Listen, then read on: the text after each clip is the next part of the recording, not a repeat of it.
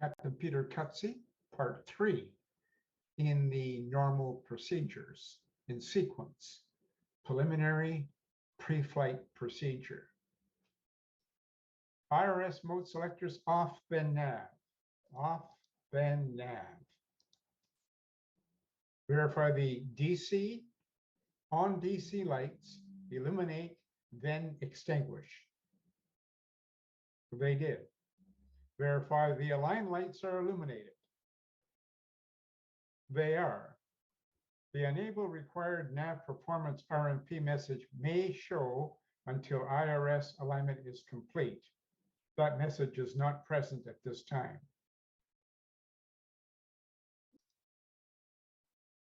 Voice recorder is needed on certain types, and it's not present in this particular model. Oxygen pressure, check and make sure there is sufficient for flight. It varies dependent on the number of crew members. Hydraulic quantity check, no RF.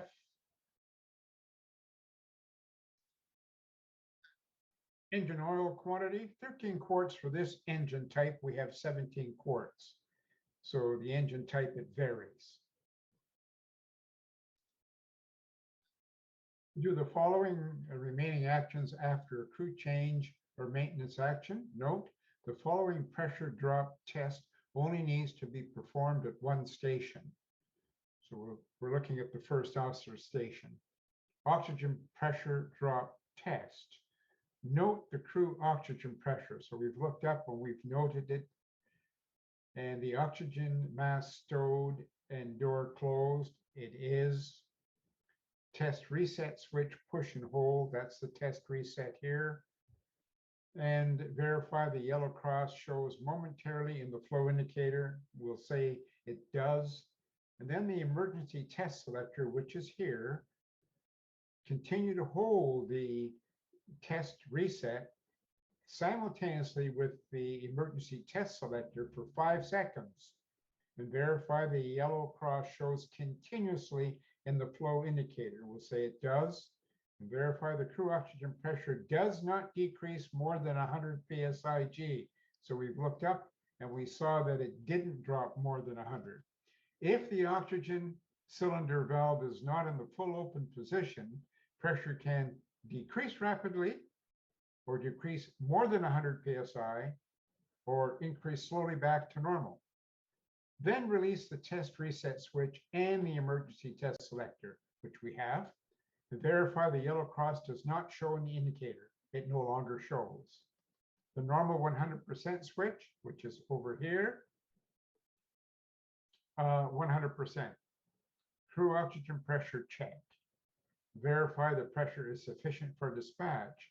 So remember, if you have 2 crew members on board, there is a chart in the FPPM of this particular airline's manuals, and similar with others, where you can actually check the required minimum depending on the temperature outside and also depending on the number of crew members. If you have a 3rd crew member on the flight deck, your minimums will be greater. So that is important to note.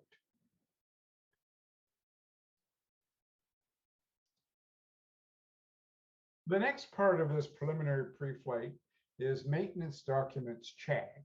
So we've gone from the oxygen panel to maintenance documents, and then the flight deck access system switch, guard closed.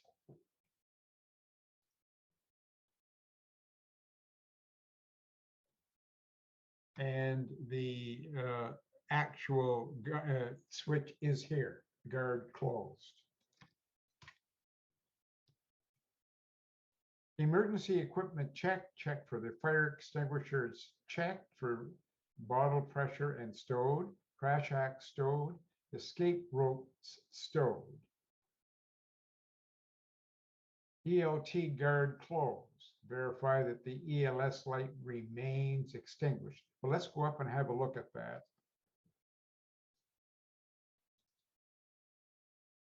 The ELT guard is closed, and verify the ELS light is extinguished.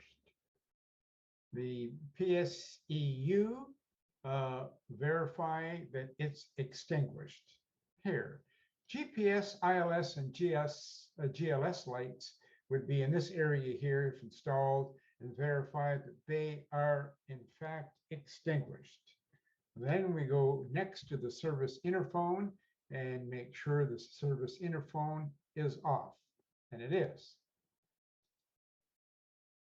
The engine panel is next.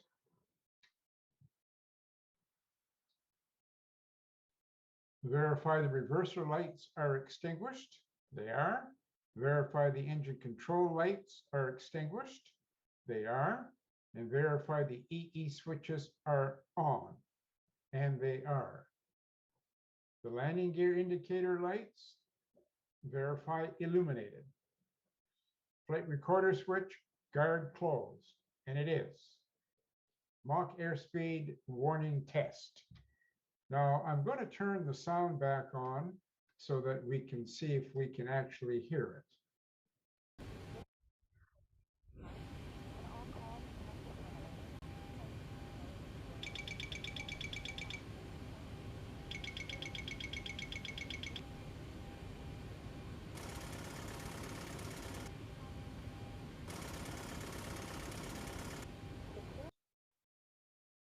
We did the Mach airspeed warning test, pushed one at a time, and we verified that the clapper sounded.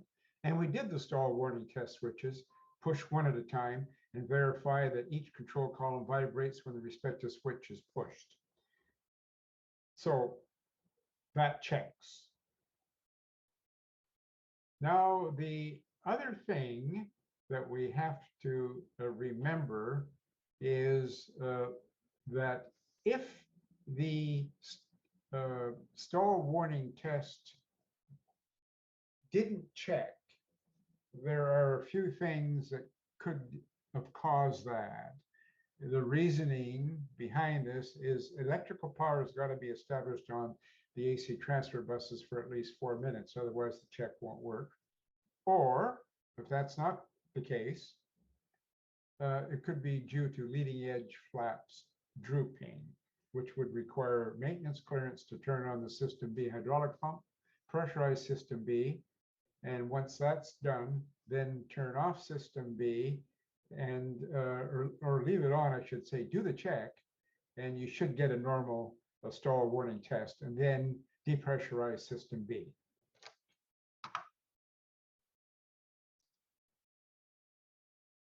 Here is the note that I was just referring to.